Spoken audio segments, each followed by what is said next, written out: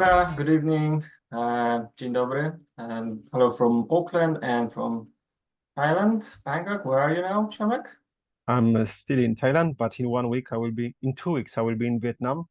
Dzień dobry, Ooh, sawadee krap, and hello. awesome, awesome. Well, that's a traveler. Welcome to Wellsday. Today we're gonna talk about maybe not super positive topic, but something that we already flagged in January when we talked about trends. We can see that this thing is happening and has been happening for some time now. So we thought this is a good time to stop, reflect, and see where we are and what we can do. So the topics for today is mass layoffs. We've been seeing this for many different companies throughout, well, the world, really, not only in Europe, not only in Australia, not only in New Zealand. The big companies doing massive layoffs for many different reasons. We talked about it, that one reason could be, and that's what you said, I remember, AI, introducing more AI, but replacing jobs, basically. Or as it is in New Zealand especially, we got some layoffs because of the cost of living and rising cost of living, and not necessarily linked to AI, but who knows. So that's a topic for today. Before, well, I share stories and things from New Zealand, from Australia. One funny thing, funny, not funny, when we were speaking about the topic today, just before we clicked the recording, I got a notification on Twitter, or X, so former Twitter, that there is a Ministry of, I think, Social Development that's going to cut jobs in New Zealand. So either someone's listening to what we're saying, or That's good. this is that's good or not. I don't know. But it just shows that it happens almost on a daily basis, that we're almost bombarded with this with this information about people losing or potentially losing their jobs. So, Przemek, how does this look from your side? I know that you've been looking at those topics and kind of tracking almost what's happening in that space, as I said, from lenses of introducing AI, but not only. Not only. So, yeah, so if you can share with us what do you know, what's happening, maybe some numbers, because I know that you like to share some stats as well. Okay, so let's start with numbers, and those numbers are from Poland and from April only, but they concern also global companies, so you will know them perfectly. So altogether, there are 5, 6, 7, 8, 9, 10, 11, 12.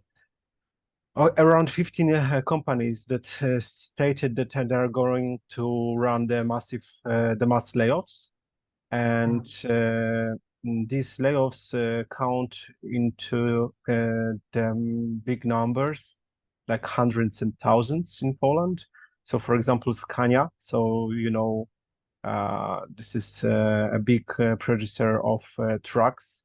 700 people. IKEA, 130 people. Volvo buses, 400 employees. ABB, so 600 employees.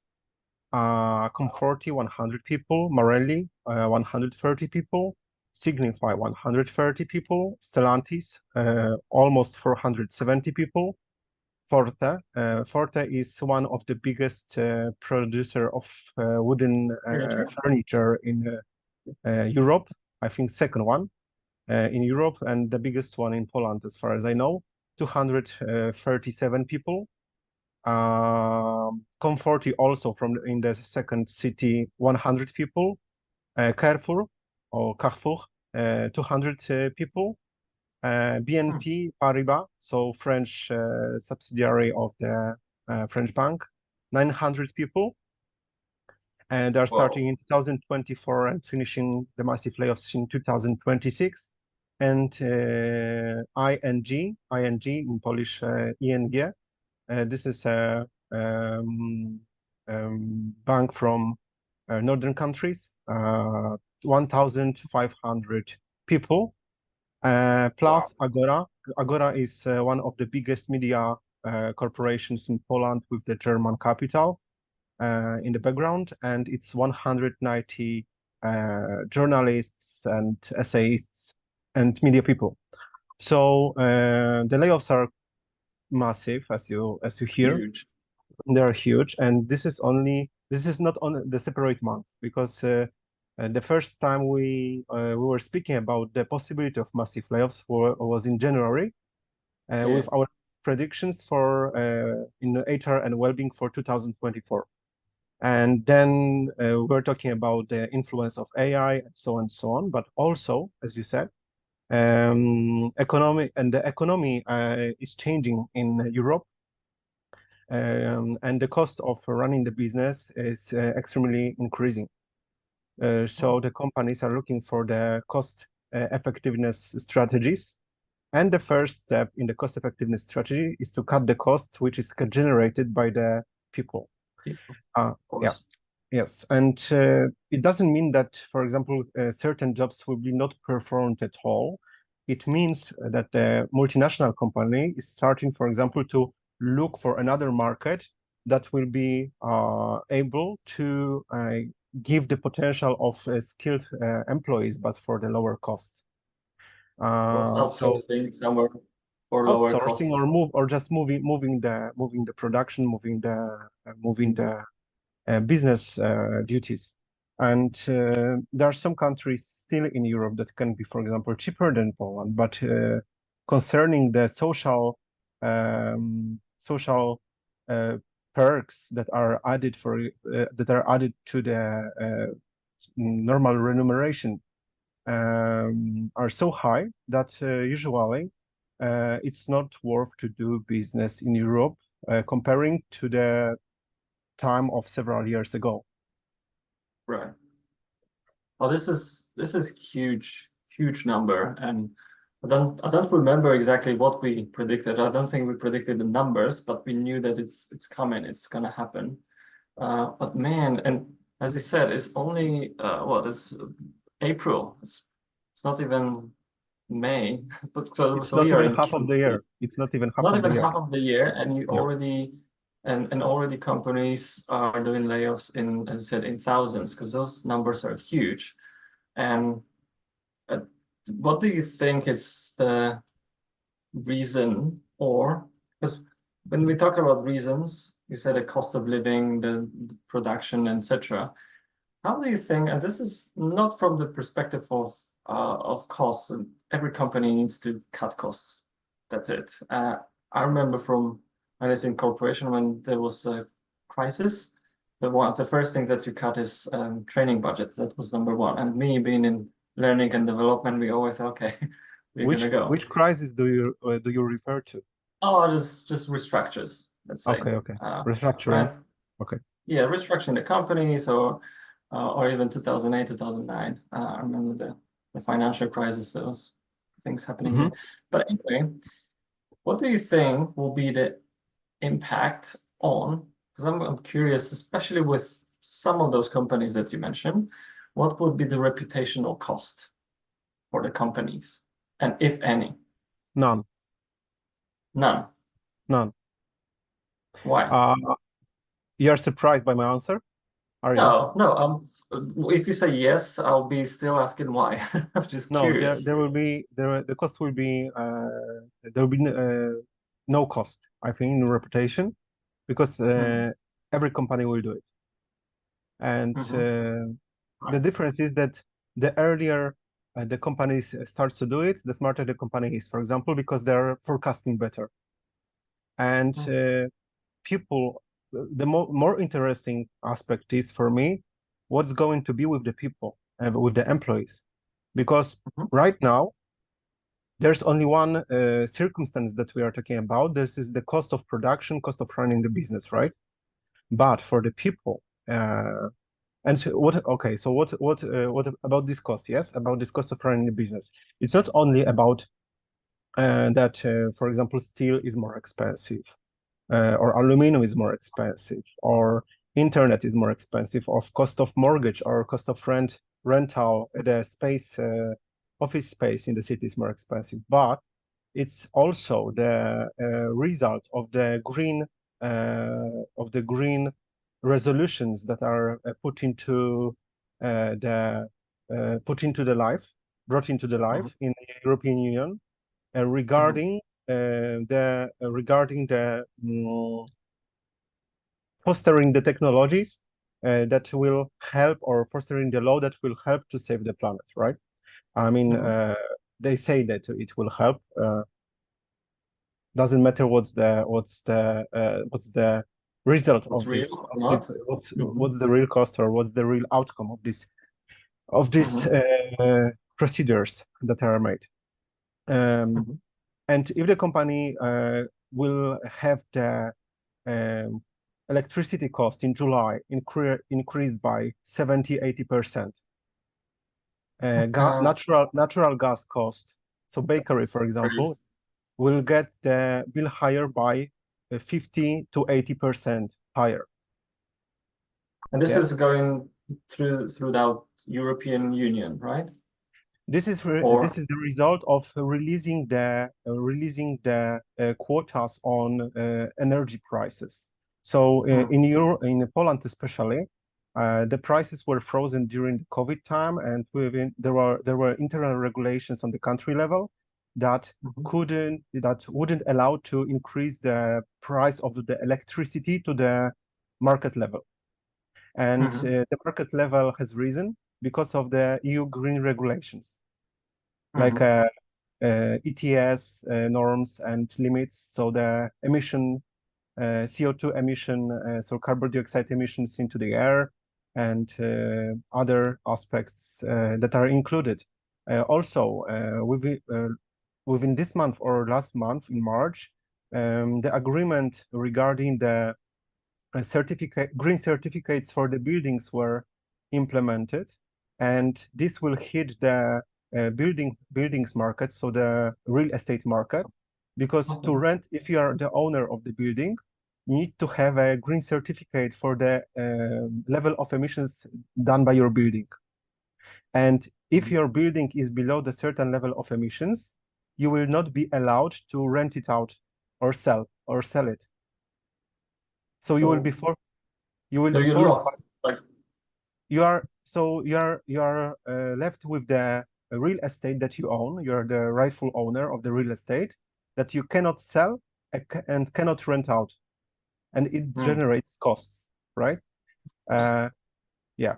So right now in France, there are 5 million houses that cannot be rent out or sold because they don't have this green certificate for the buildings. So does it mean that it put pressure on the owner to get the building to the state that it passed the certificate? Excuse me, can you repeat the question? So the building doesn't have the certificate. Yes. The owner cannot sell it or rent it. So the only thing the owner can do is to renovate put some money, renovate it. A lot of money. Yeah. So it passes the certificate. Wow, to upgrade the building to pass the certificate. So also, for example, if there's a company that specializes in renting houses and they've got plenty of houses in their portfolio, and considerably 1/3 of their portfolio is suddenly unrentable or unsellable, then you cannot sell it. Yeah, you cannot sell it. So 1/3 of, for example, 1/3 of your portfolio doesn't bring any money to the business. Yes, and the cost of keeping your business is increasing month by month. Yes. Yeah. So this is the first thing. The second thing is the inflation, so CPI on consumer goods, that it's still high, and it's been extremely high for the last 2-3 years, reaching almost 20% in Poland, and those prices didn't fall down because still the inflation is +6, I think. So if the CPI is 6%, it doesn't mean it's decreased. It's decreased by 14%. It means it's still growing, but at lower rate, right? So everything is more expensive. When I'm talking with my best friend from France, She says that during the last 3 years, the cost of food and cost of services has already doubled around. And that's something that's happened here in New Zealand as well. As I say, the cost of living, we actually say the cost of living crisis, because it is so expensive on, especially if you think in food, fuel, and basic needs really, and rent as well. Everything is just extremely expensive right now. And we talked about, as I say, the businesses, the companies, it's one side of the story. And I like when you kind of wanted to bring it back to the people.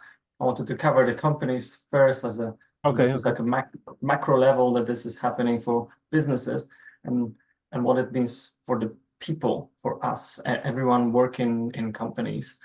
Because that's the reality. And I think there are two things that I wanted to talk about. One is you are potentially being part of the restructure layoff, your company going through it, so you know that you might lose jobs. But second, and this is maybe we can start with that, is you have your job, you're secure, you know that your company is doing well, nothing on the horizon, screaming restructure, not even whispering that there will be any changes, but you're being keep bombarded with this information about layoffs here, layoffs there. And as I say, in Poland, you have a long list of companies with thousands of people being laid off. In New Zealand, as I said, I just got quick research. You don't need to actually search too much because it's already there, because almost every day is information about layoffs in, say, Ministry of Primary Industries, this Media Works, 90 jobs cut, etc., etc. on News Hub recently. So the information is there. It's almost like every day is something, I'll say negative, but something about crisis, something about cost of living, layoffs, people struggle. How does this affect, from a well-being perspective, from mental health perspective, how does this affect people who are not really affected by it directly? Terribly. It affects. Can you elaborate? Yes, it affects No, people it's terribly. terrible. Terribly, because if you're experiencing a vast amount of information that is pointed negatively, and you sourcing this information in a active or passive way, you start thinking also in a negative way about your surroundings, about your family, about your friends. For example, because you are starting to worry, yes, Mhm. what's gonna be with me, what's gonna be with my wife, what's gonna be with my partner, what's gonna be with my children, and so on and so on. Mhm. Then therefore your well-being will be totally impacted by the situation on the market. I think it's already impacted because going in a French culture or an Italian culture or in a Spanish culture, going out to the restaurant for tapas, for aperitivo, for Mhm. some entrée in France, it was a part. It is a part of its culture, yes, of their Yeah. cultures.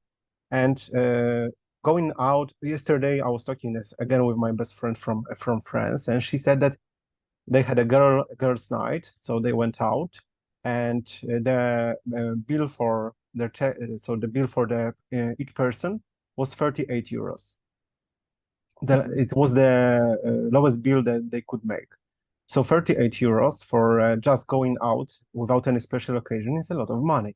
Consider Mhm. just to consider that the average income in France is lower than in Poland, because the standards the standards for the pay for the monthly pay is different. I mean, Mhm. in a common sense and in common knowledge in Poland, everybody thinks that, for example, in France you earn more, but it's not true. Mhm. However, this is a significant cost that you cannot make every evening or every week, especially if your family is bigger than two people. So people will be really concerned about the economical situation around. I see many posts on LinkedIn every day from the people that have already lost their jobs and they don't know what's going on. They don't understand what's going on because they are sending their CVs and they don't have any response. And many of of those people are on the market more or less 10 years, especially less than 10 years or around 10 years. Yeah. So they haven't been affected by the last financial crisis in 2008, 2007, 2009.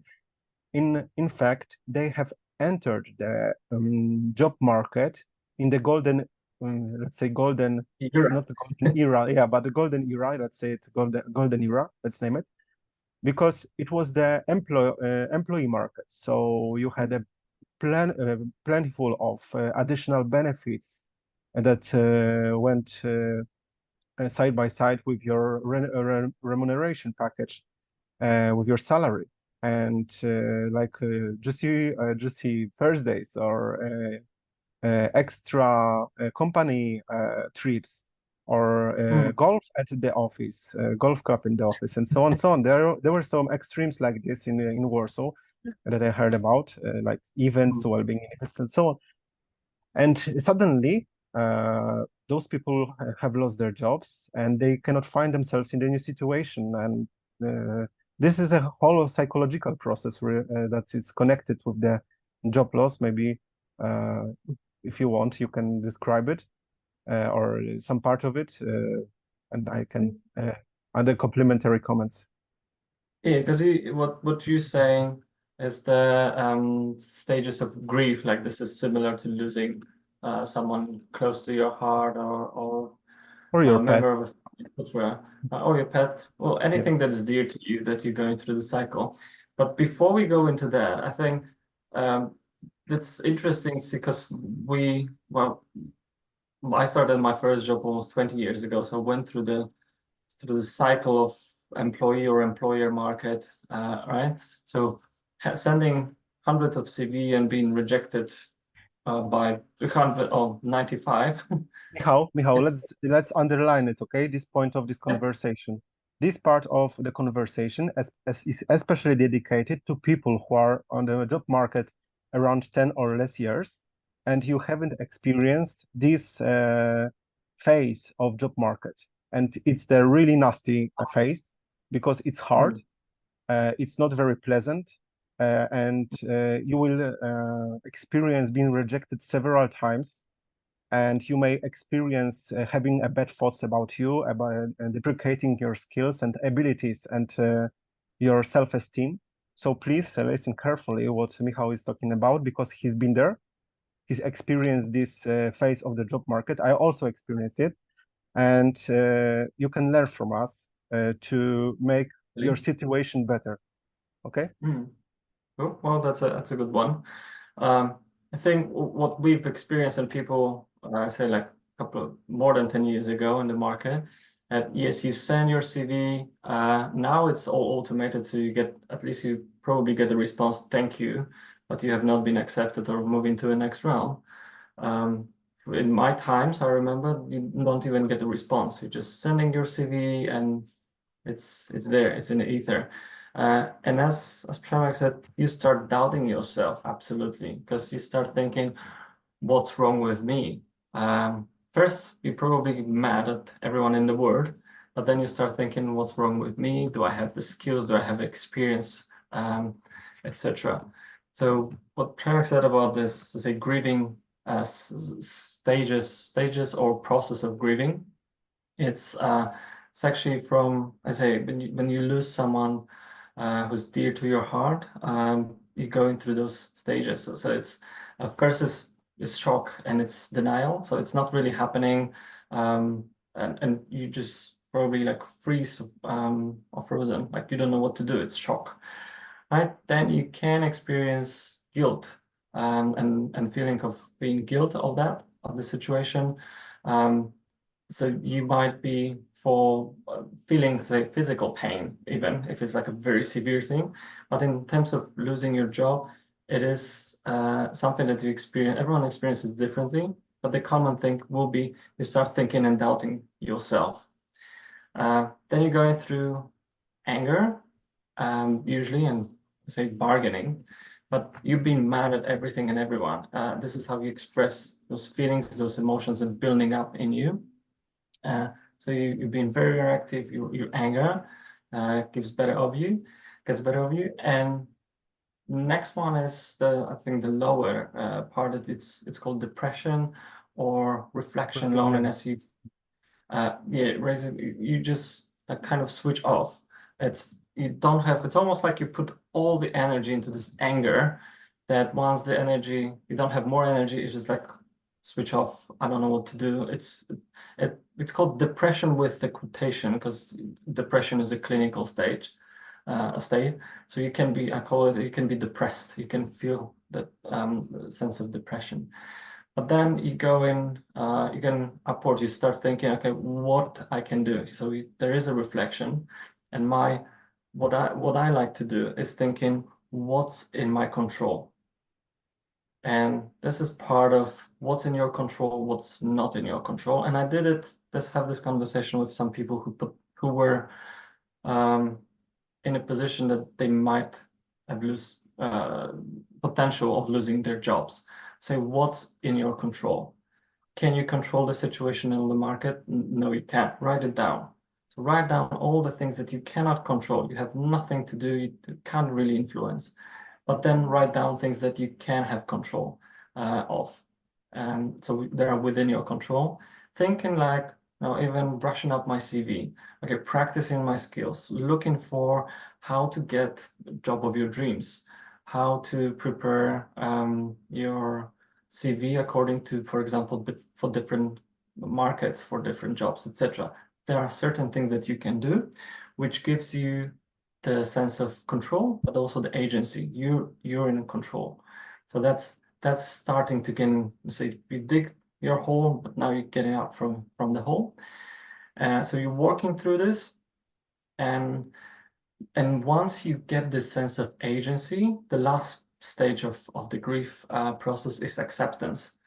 So you accept the situation, you accept that there are things you cannot change, accept the things, and for example, in this situation of sending CV, you might say, okay, I'm going to send my 100th of CV, and I need to accept the situation that I might not get 100 responses. I might get one, but the one might be that actually matters the most, because this might land me the job that I need. So going through, so that's the say 7 stages of grief in the grief process. So losing job, you might go through those up and downs, but there are certain things that you can do to help you get through this process quicker, and I won't say successful at the end, but because that's what we want, to be successful. Might be easier or more difficult, but if you have a plan, if you have a structure, if you have things, said, the really best thing is what's in your control, what's not, and have the sense of agency. That's what can help anyone, not only those who were in the market for 5 years and now building their resilience and levels of resilience for the situation in the market, but it's for everyone and anyone really that find themselves in that sad situation of losing jobs. I would like to add a couple of points from my side to make this process shorter. And first of all, try to shorten this anger period on everybody and everything around you, because it doesn't bring you anything good. If you're focusing on negative emotions, you also make those negative emotions and events come to you. So it's not worth focusing on negative aspects. And with negative aspects, there's a psychological process called rumination. And this is the process, probably you've heard about it. It's a psychological concept where you persistently think about the causes and situation factors and consequences of a negative emotional experience that is connected with the situation, for example, of losing your job. So if you are keeping focusing and thinking over and over, if there's something bad that I've done, or weren't I good enough, or maybe I could have done something better. It's not the way to solve your current situation and the current problem, because it's already happened. So you don't have any influence on it. The sooner you find the acceptance with yourself, the better, because after you've passed the grieving phase, you start to focusing your energy on building up. And Mhm. the second point would be, don't really stick yourself with the positions you had in your past regarding your experience, because it might be the situation in some occasions that you will not find a job in your sector that you are specialized in, because there will be plenty, hundreds, or even, for example, as I mentioned the numbers in the beginning of our conversation, thousands of people, for example, from your sector that will be also looking the job. And if the company is trying to cut the costs, probably they will hire the least expensive person with the average skills. So somebody Mhm. who will fulfill the needs of the company, but somebody who will not cost so much. Cheaper. Yeah, who would be That's cheaper. it. Because it's Uh, cheaper. so so as Michał said at the beginning of describing you this process of grieving and losing the job, uh, he sent several hundreds of CVs, right? And didn't receive any response during his trial of finding a new job. It may Hmm. also be a situation. Yes, I'm right, or I've mixed something. Well, no, I must say I was pretty lucky with this, but Okay. that's just comes with my mindset. I said I'm gonna send those CVs and I'm gonna land a job and that's it. Kind of, Mm, I said to the universe it's gonna happen, but my approach is also if I didn't get the job, it means it was not for me. There's something better waiting for me. So, but I did send several, I'll say probably not 100, but I'm sure it was around 40 CVs to different companies. So mm, not a massive scale. But look, working in HR and L&D, I know people who've sent hundreds of CVs, and I was receiving hundreds of CVs as mm. well daily for jobs. So that's why I say I can relate to that. My personal experience was slightly different. As I said, I was pretty lucky, but not everyone is that Okay. lucky. But it's Therefore, important. yeah, please Go continue. for it. Okay. And so therefore, you need to have a plan B. I mean, for example, if you know by your heart that you are average in something that you do, probably you will not be hired in the first place. Yes. And the question is, how long can you survive without a job on the market? Because the longer the gap is, the harder the job, the harder the getting the job is. Hmm. And the second thing is, if you run out of money, and now there's no such a thing as a positive attitude or visualization that will save you. I mean, if you Hmm. don't have money to buy a bread, okay, try to stay positive, but it's super hard. Hmm. Uh, but this is your bottom line, so you must consider and exactly know where's your bottom line, that you are run out time, you are run out of time in this point. Hmm. And to cheer you up a bit, I was in this situation in 2009. I lost a job. I was working in L'Oreal, and I lost a job, and I was looking for the job for 1 year. Hmm. So it was really, really bad. I experienced all the things that Michał said. I've passed all the grieving process and negation, and also anger, and also frustration and rumination, especially rumination, that anchored me too long in the grieving process. Therefore, I say, this is my recommendation to not to go to the rumination, or even try to pass the grieving process as soon as possible, because it Hmm. stops you with your proactive attitude towards the future. And the future was perfect after 2009, because I got extremely interesting job, and I had successes in it, and it led me to another entrepreneurship and projects that were super exciting, and which resulted in setting my own company and also moving out to Asia, which was my dream since 2016. So it's worth to remember that if this situation happens to you, and it will happen to many, many people around you, or even sometimes, which I wish not, but maybe it will affect you as well. This is not permanent. This is just a phase, and this is part of the process of the job market, of the phase of the job market. It will change, but nobody knows how long it will last. It can last, for example, for several years, because Well, let's hope not. let's hope But not. But in 2000, 2007, 2008, 2009, 2006 also, I think, there was a market of the employer. So what does it mean if there's a market for of the employer? No, the perks that you've got within your salary, next to your salary, are a lesson. You are forced to start working over hours. If you say that you will not work over hours, sometimes, okay, it's in many countries it's illegal to force a personnel to work over hours, I was but going to say. they're going to say it anyway. And if you don't agree, well, you will maybe you will be perceived as a inefficient employee. Maybe they will need to look for somebody who will be more flexible this time, yes. So there will be many, many things that regarding the law are unlawful, but regarding the company culture and internal terms and agreements, there will be allowed. And it's not funny and it's not pleasant, but it's only till the moment of the change again that the market will recover, and there will be employee market again. And you know already this market, so this market is fine, it's colorful, it's nice. Let's hope it will come back as soon as possible, but we don't know the special date of its reappearance again.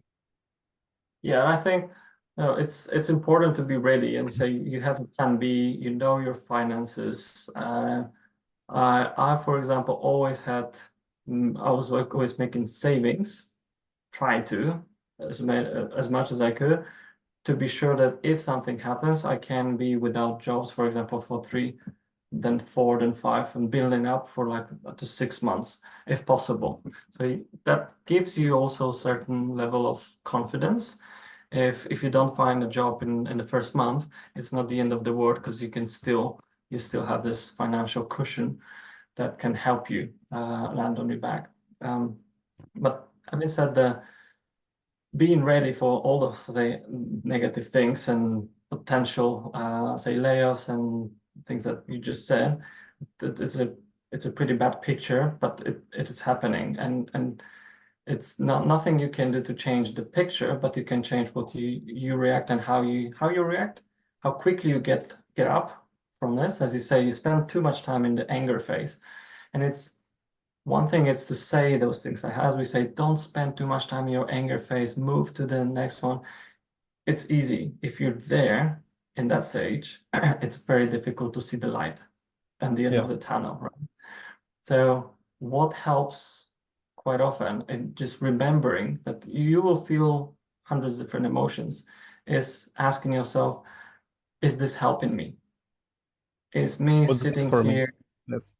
Yeah, what's good for me? Does it really help me? I might be, angry. I might be depressed. I might feel frustrated. I might spend 3 days laying in my bed and just not moving at all because I'm just feeling frustrated and powerless. But does it help me? No. So that needs to be a moment and say, okay, I done my time. I spent like 3 days in my bed. It's fine because you give yourself time to digest those feelings, which is important. And I say, does it help me? If you do it longer, no, you need to get up and start doing something differently, right? And those are the things that you can, and say you can't write down those things that are within your control. You can think of any outplacement programs. I'm thinking of like practical things that you can do in that situation. Is you can look on the job market, and if maybe you can look for the same job, but as Premek said, there will be hundreds of people looking for the same job as you probably. Is there anything that maybe you have transferable skills which can be used in different industry, in different jobs? Just because you're a leader in people leader in hospitality doesn't mean you cannot be a people leader in the manufacturer company. You know nothing about cranes and buildings, etc. But maybe you don't need to. You just need to know how to manage and lead people. And so those are the things that helps understanding what is my skill set, what I can do, what I'm good at, and where can I apply it.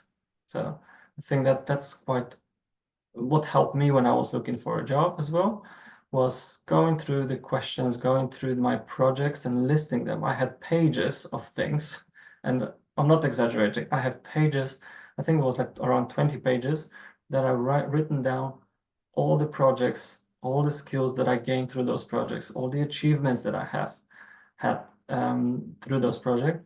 It helped build the confidence, and it helped realize that, hey, I'm actually not that bad. I do have experience. I've done a lot of stuff. I have things that I can, share with the world. And if I get invited to interview for a new job, those are the things that I can share. So there are a lot of things that you can do in the difficult situation to get you back on track. Yeah, sometimes you need to also lower your expectations in the bed market, uh, because Sure. if the example, if you used to earn like $5,000 or more, just say it, per month, and you will not find you were laid off and you have difficulties with finding your job, maybe for the temporary, agree with yourself to accept lower offer, because sometimes you will not be able to catch up with your expectations or what you get used to. Mm. Sometimes also it's good to look outside of your country, like I did regarding the living. Uh, if I Mm. stayed in Situation. Poland, yeah, if I stayed in Poland, I think that my life would look totally different. Not only by meaning the weather and the temperature, because right now it's 36 degrees centigrade Don't in even don't Thailand, even say and in Poland it. it's 4, and it was snowing yesterday. Mm. But also on an economical basis as well, because life in Thailand is much cheaper. So I can maintain my level of life that I accustomed to, with spending much less. So sometimes Mm. if you get a job position, for example, that is remotely done, you can also think about changing your place of living, your habitat, to Mm. another place that will be more friendly to your situation, more that will give you more flexibility in your keeping your lifestyle, Mm. treating you well. So this is also an option. Of course, it's extremely difficult if you've got kids and so on, because you've got much greater responsibility. But it's not